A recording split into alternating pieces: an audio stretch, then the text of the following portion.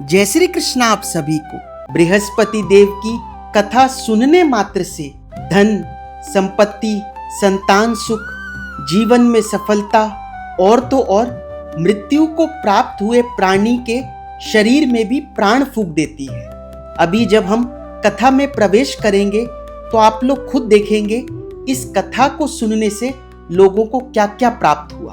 तो आइए हम लोग भी इस कथा को सुनकर अपने जीवन में सौभाग्य को जगाते हैं। बोलिए गणेश जी महाराज की जय। बोलिए बृहस्पति देव भगवान की जय। एक समय एक बहुत प्रतापी और दानी राजा था।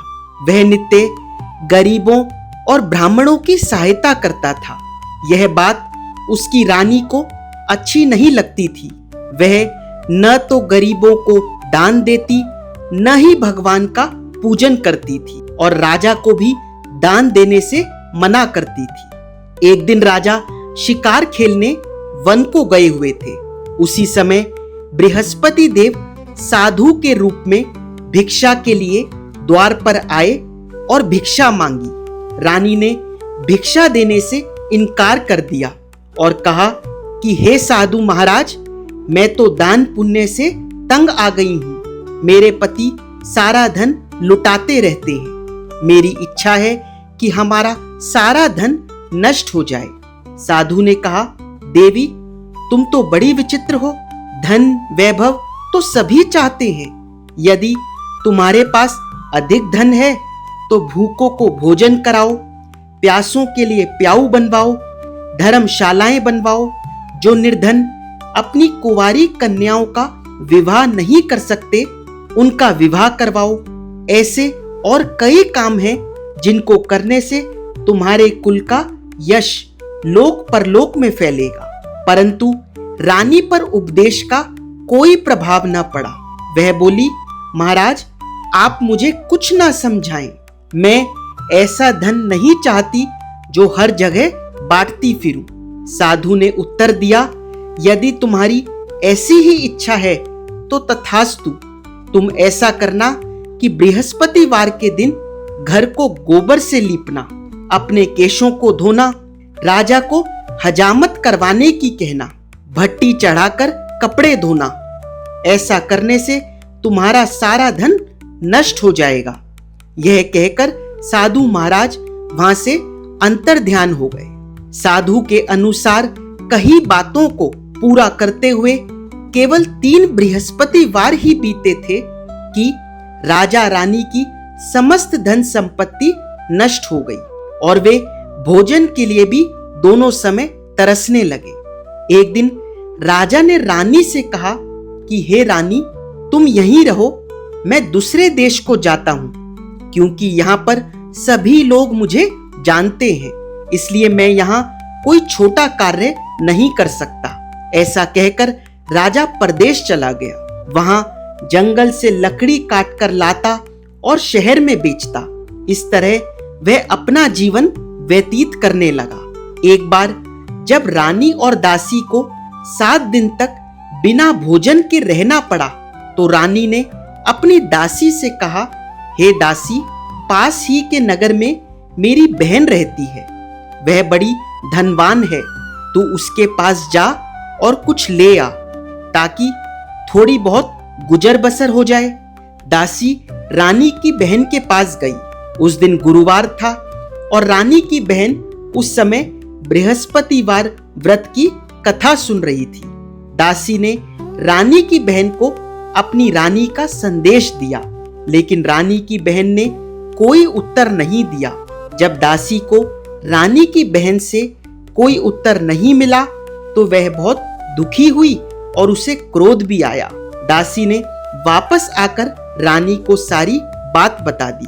सुनकर रानी ने अपने भाग्य को कोसा। उधर रानी की बहन ने सोचा कि मेरी बहन की दासी आई थी, परंतु मैं उससे कुछ नहीं बोली तो वह बहुत दुखी हो गई होगी। पूजन व कथा पूर्ण कर वह अपनी बहन के घर आई और कहने लगी, हे बहन, मैं बृहस्पतिवार का पूजन कर रही थी। तुम्हारी दासी मेरे घर आई थी परंतु जब तक कथा होती है तब तक न तो उठते हैं और न ही बोलते हैं, इसलिए मैं नहीं बोली। कहो बहन, दासी क्यों आई थी? तब रानी बोली, बहन तुमसे क्या छिपाऊं, हमारे घर में खाने तक को अनाज नहीं है। ऐसा कहते कहते रानी की आंखें भर आई। उसने दासी समेत पिछले 7 दिनों से भूखे रहने की बात अपनी बहन को बताई। रानी की बहन बोली, सुनो बहन, भगवान बृहस्पति देव सबकी मनोकामना पूर्ण करते हैं। देखो, शायद तुम्हारे घर में भी अनाज रखा हो। पहले तो रानी को विश्वास नहीं हुआ, पर बहन के आग्रह करने पर उसने अपनी दासी को अंदर भेजा तो उसे सचमुच अनाज से भरा एक घड़ा मिला। यह देखकर दासी को बड़ी हैरानी हुई। दासी रानी से कहने लगी, हे रानी, जब हमें भोजन नहीं मिलता था तो हम व्रत ही तो करते थे, इसलिए क्यों ना इनसे व्रत और कथा की विधि पूछ ली जाए, ताकि हम भी व्रत और कथा किया करेंगे। तब रानी ने अपनी बहन से बृहस्पतिवार के व्रत की पूरी विधि के बारे में पूछा। उसकी बहन ने बताया कि बृहस्पतिवार के व्रत के दिन चने की दाल और मुनक्का से विष्णु भगवान का केले की जड़ में पूजन कर घी का दीपक जलाएं, कथा सुनकर पीला भोजन ही करें, इससे बृहस्पति देव प्रसन्न होते हैं। इस तरह व्रत और पूजन विधि बताकर रानी की बहन अपने घर को लौट गई। 7 दिन के बाद जब गुरुवार आया तो रानी और दासी ने व्रत रखा। दासी घुड़साल में जाकर चना और गुड़ ले आई, फिर उनसे केले की जड़ में विष्णु भगवान का पूजन किया। अब पीला भोजन कहां से आए, इस बात को लेकर दोनों बहुत चिंतित थे, क्योंकि उन्होंने सच्ची श्रद्धा से व्रत रखा था। इसलिए बृहस्पति देव प्रसन्न होकर एक साधारण व्यक्ति का रूप धारण कर 2 थालों में सुंदर पीला भोजन दासी को दे गए। भोजन पाकर दासी प्रसन्न हुई और फिर रानी के साथ मिलकर भोजन ग्रहण किया। उसके बाद वे हर गुरुवार को व्रत और पूजन करने लगी। बृहस्पति भगवान की कृपा से उनके पास फिर से बहुत धन संपदा हो गई, परंतु रानी फिर से पहले की तरह आलस्य करने लगी। तब दासी बोली, देखो रानी, तुम पहले भी इसी प्रकार आलस्य करती थी। तुम्हें धन रखने में कष्ट होता था, इसलिए तुम्हारा सभी धन नष्ट हो गया। बड़ी मुसीबतों के बाद हमने यह धन पाया है, इसलिए तुम्हें दान पुण्य करना चाहिए, भूखे मनुष्यों को भोजन कराना चाहिए और धन को शुभ कार्यों में खर्च करना चाहिए, जिससे तुम्हारे कुल का यश बढ़ेगा, स्वर्ग की प्राप्ति होगी और पितृ प्रसन्न होंगे। दासी की बात मानकर रानी अपना धन शुभ कार्यों में खर्च करने लगी, जिससे पूरे नगर में उसका यश फैलने लगा। एक दिन राजा दुखी होकर जंगल में एक पेड़ के नीचे बैठा था। वह अपनी दशा को याद करके व्याकुल होने लगा। बृहस्पतिवार का दिन था। एकाएक उसने देखा कि वन में एक साधु चले आ रहे हैं। साधु आकर बोले, हे लकड़हारे, इस सुनसान जंगल में तू क्यों चिंता में बैठा है? लकड़हारे ने दोनों हाथ जोड़कर प्रणाम किया और उत्तर दिया, महात्मा जी, आप तो सब कुछ जानते हैं, मैं क्या कहूं। यह कहकर वह राजा रोने लगा और साधु को अपनी आत्मकथा सुनाई। साधु ने कहा, तुम्हारी स्त्री ने बृहस्पति के दिन बृहस्पति भगवान का निरादर किया था, जिससे रुष्ट होकर उन्होंने तुम्हारी यह दशा कर दी। अब तुम मेरे कहने पर चलो तो तुम्हारे सभी कष्ट दूर हो जाएंगे और भगवान पहले से भी अधिक संपत्ति देंगे। तुम बृहस्पति के दिन कथा किया करो। 2 पैसे के चने व मुनक्का लाकर उसका प्रसाद बनाओ और शुद्ध जल के लोटे में गुड़ मिलाकर अमृत तैयार करो। कथा के पश्चात अपने परिवार और सुनने वाले प्रेमियों में अमृत व प्रसाद बांटकर स्वयं भी ग्रहण करो। ऐसा करने से भगवान तुम्हारी सभी मनोकामनाएं पूरी करेंगे। साधु के ऐसे वचन सुनकर लकड़हारा बोला, हे प्रभु, मुझे लकड़ी बेचकर इतना पैसा नहीं मिलता जिससे भोजन के उपरांत कुछ बचा सकूं। मैंने रात्रि में अपनी स्त्री को व्याकुल देखा है। मेरे पास कुछ भी नहीं जिससे मैं उसकी खबर मंगा सकूं। साधु ने कहा, हे लकड़हारे, तुम किसी भी बात की चिंता मत करो। बृहस्पति के दिन तुम रोजाना की तरह लकड़ियां लेकर शहर को जाओ। तुमको रोज से दुगना धन प्राप्त होगा, जिससे तुम भोजन भी कर सकोगे और बृहस्पति देव की पूजा का सामान भी आ जाएगा। मैं तुम्हें बृहस्पति देव की कथा सुनाता हूँ। प्राचीन काल में एक ब्राह्मण रहता था। वह बहुत निर्धन था। उसकी स्त्री बहुत मलिनता के साथ रहती थी। वह न तो प्रतिदिन स्नान करती और न ही किसी देवता का पूजन करती थी। इससे ब्राह्मण देवता बड़े दुखी थे। कुछ समय पश्चात ब्राह्मण के घर एक सुंदर कन्या पैदा हुई। कन्या बड़ी होने पर प्रातः स्नान करके विष्णु भगवान का जाप व बृहस्पतिवार का पूजन एवं व्रत करने लगी। अपने पूजन पाठ को समाप्त करके पाठशाला जाती तो अपनी मुट्ठी में जौ भर के ले जाती और पाठशाला के मार्ग में डालती जाती। तब ये जौ सोने के हो जाते और स्कूल से लौटते समय वह उनको बीनकर घर ले आती। एक दिन वह बालिका सूप में उन सोने के जौ को फटक कर साफ कर रही थी तो उसके पिता ने देखा और कहा, हे बेटी, सोने के जौ के लिए सोने का सूप भी होना चाहिए। दूसरे दिन बृहस्पतिवार था। इस दिन कन्या ने व्रत रखा और बृहस्पति देव से प्रार्थना करके कहा कि मैंने आपकी पूजा सच्चे मन से की है तो मेरे लिए सोने का सूप भी दे दो। बृहस्पति देव ने उसकी प्रार्थना स्वीकार कर ली। रोजाना की तरह वह कन्या जौ फैलाती हुई जाने लगी। जब लौटकर जौ बीन रही थी तो बृहस्पति देव की कृपा से उसे मार्ग में सोने का सूप भी मिल गया। एक दिन की बात है, वह कन्या सोने के सूप में जौ साफ कर रही थी। उस समय उस नगर का राजपुत्र वहां से होकर निकला।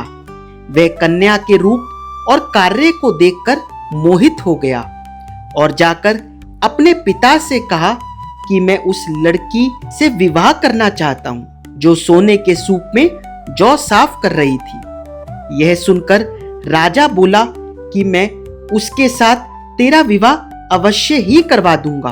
राजकुमार ने उस लड़की के घर का पता बतलाया। तब मंत्री उस कन्या के घर गए और ब्राह्मण देवता को सभी हाल बताया। ब्राह्मण देवता राजपुत्र के साथ अपनी कन्या का विवाह करने के लिए तैयार हो गए और विधि विधान से उस कन्या का विवाह हो गया। कन्या के विदा होने के बाद ब्राह्मण देवता के घर में गरीबी का निवास हो गया। अब उन्हें भोजन के लिए अन्न भी बड़ी मुश्किल से मिलता था। एक दिन दुखी होकर ब्राह्मण देवता अपनी बेटी के पास गए। बेटी ने पिता की दुखी अवस्था को देखा और अपनी माँ का हाल पूछा। तब ब्राह्मण ने सभी हाल बताया। बेटी ने बहुत सा धन देकर अपने पिता को विदा किया। इस तरह ब्राह्मण का कुछ समय तो सुखपूर्वक व्यतीत हो गया, लेकिन कुछ दिन बाद फिर वही हाल हो गया। ब्राह्मण फिर अपनी बेटी के यहाँ गया और सारा हाल कहा तो उसकी बेटी बोली, पिताजी, आप माँ को मेरे पास ले आओ। मैं उन्हें बृहस्पति देव की व्रत व पूजन विधि बता दूंगी, जिसे श्रद्धा पूर्वक करने से आपकी गरीबी दूर हो जाएगी। वह ब्राह्मण अपनी स्त्री को साथ लेकर बेटी के ससुराल पहुंचा।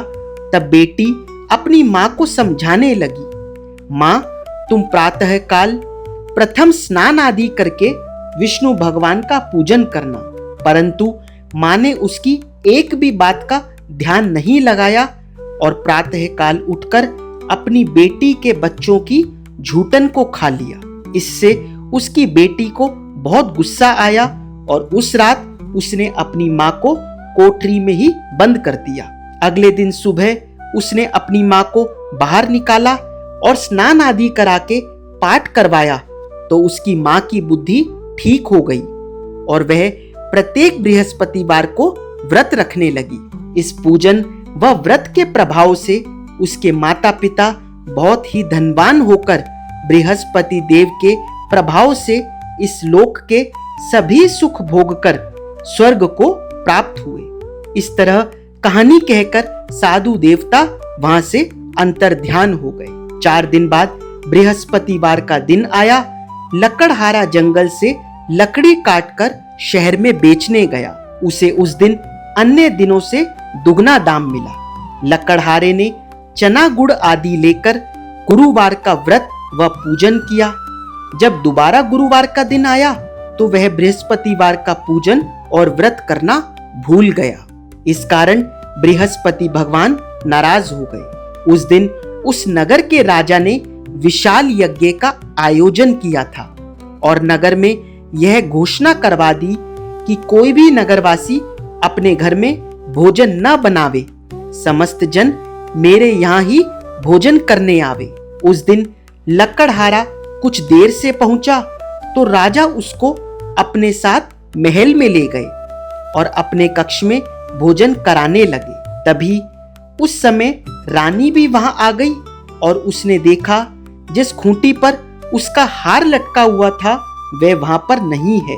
रानी ने निश्चय किया कि मेरा वह हार इसी लकड़हारे ने चुराया है। तब रानी के कहने पर राजा ने उसी समय सिपाहियों को बुलाकर उस लकड़हारे को कारागृह में डलवा दिया।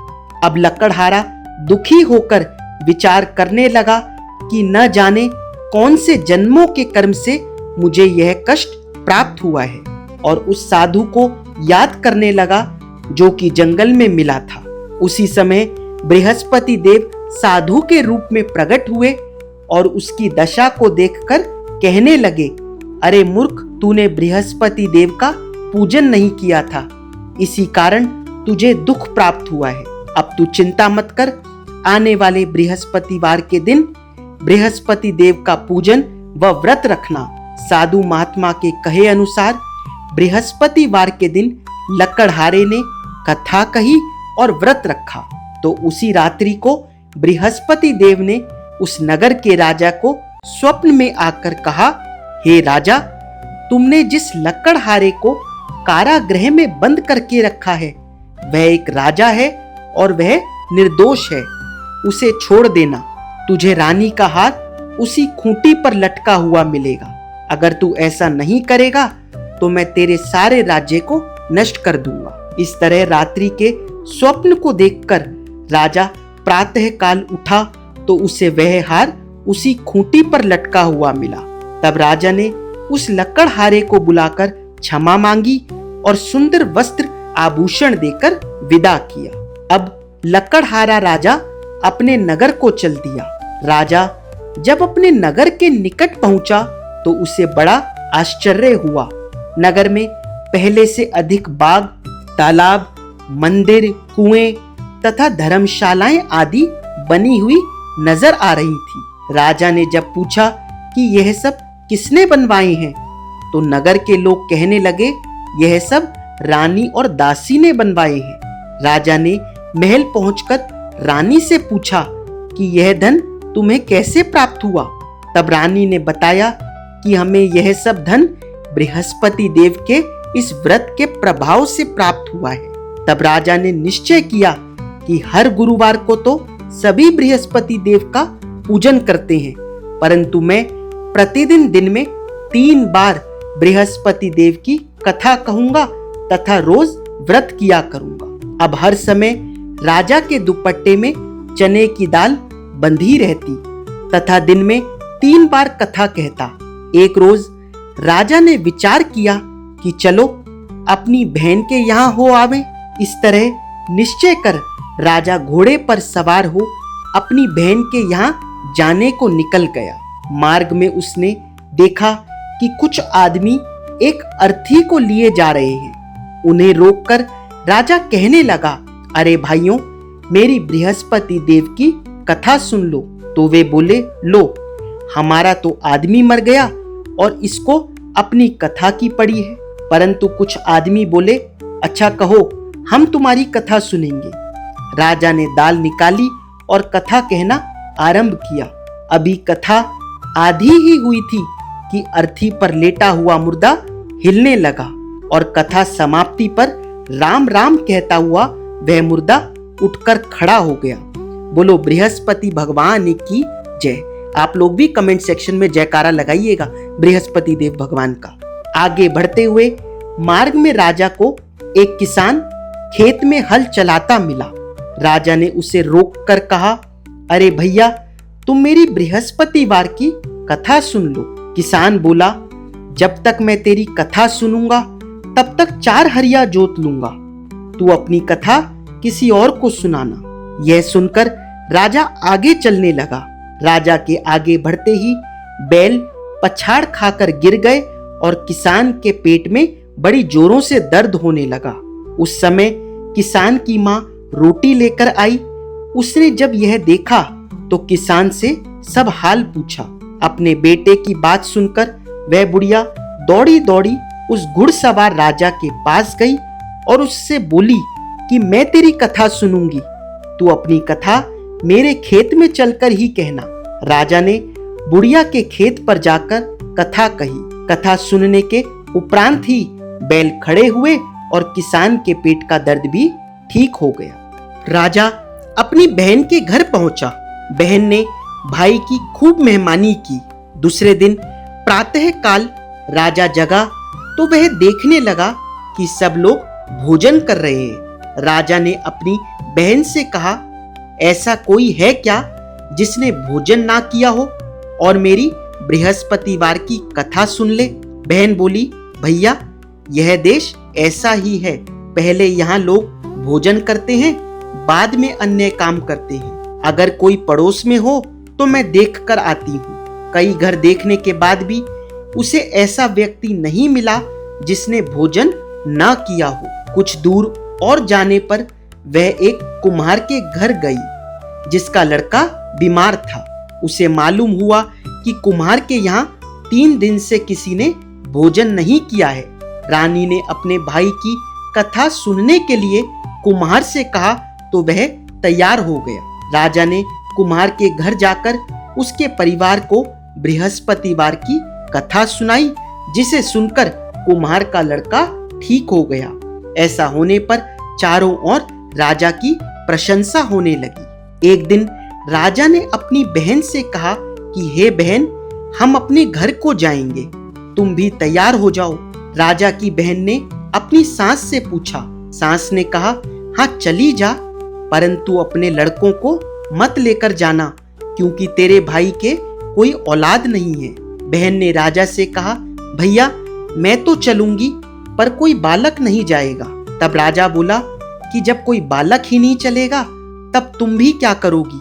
बड़े दुखी मन से राजा अपने नगर को लौट आया। राजा ने अपनी रानी से कहा, हम निर्वंशी राजा हैं। तब रानी बोली, हे प्रभु, बृहस्पति देव ने हमें सब कुछ दिया है, वह हमें औलाद भी अवश्य देंगे। उसी रात बृहस्पति देव ने राजा को स्वप्न में आकर कहा, हे राजा, उठ, सभी चिंताएं त्याग दे, तेरी रानी गर्भ से है। स्वप्न में बृहस्पति देव की यह बात सुनकर राजा को बड़ी खुशी हुई। 9वें महीने में रानी के गर्भ से एक सुंदर पुत्र पैदा हुआ। सच्ची भावना से राजा और रानी ने उनकी कथा का गुणगान किया तो उनकी सभी मनोकामनाएं पूरी हुई। जो सच्ची श्रद्धा से बृहस्पतिवार का पूजन करता है, दूसरों को कथा पढ़कर सुनाता है या सुनता है, तो बृहस्पति देव उसकी सभी मनोकामनाएं पूर्ण करते हैं, सदैव उसकी रक्षा करते हैं। कथा सुनने के बाद प्रसाद बांटना चाहिए एवं स्वयं को भी ग्रहण करना चाहिए। हृदय से उनका मनन करते हुए जयकारा बोलना चाहिए। बोलो बृहस्पति देव भगवान की जय, बोले विष्णु भगवान की जय। कमेंट सेक्शन में आप भी जयकारा लगाइएगा। चैनल को सब्सक्राइब कर जरूर जाइएगा। आपके केवल 5-10 सेकंड खर्च होंगे। आइए अब आरती करते हैं। ओम जय बृहस्पति देवा, ओ स्वामी जय बृहस्पति देवा। छिन छिन भोग लगाऊं, छिन छिन भोग लगाऊं, कदली फल मेवा।